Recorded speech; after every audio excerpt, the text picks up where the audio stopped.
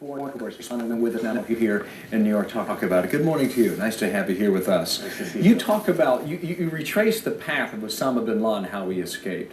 How did you know which route he took? Well, let's go back just a step. This is the one time right after 9/11 when we had actionable intelligence that we had him in the crosshairs. There was intelligence coming out of Jalalabad, particularly after a meeting bin Laden had had with his associates.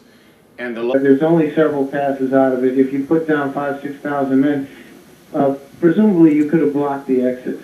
All right, Philip Smucker, the Christian Science Monitor in Tora Bora. Thank you. The U.S. Really, I think, wants to be seen as a peacemaker in the Middle East, and that's very important.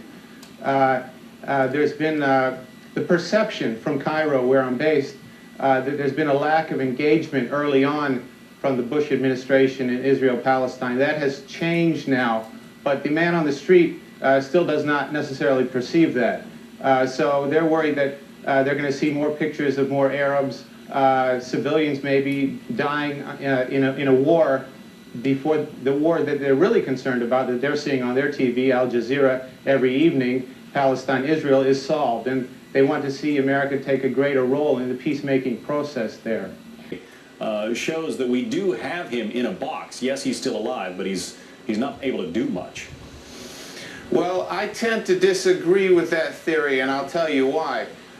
We know that bin Laden was the mastermind behind the 9/11 attacks. He called them. In other words, his lieutenants came to him and they said, we're going to attack the East and the West Coast. He says, no, don't do that. Just stick to the East Coast. We didn't know where he was when he was giving those orders at that time, and so we can't really say that he's not giving new orders right now. Philip Smucker, thank you. You're welcome.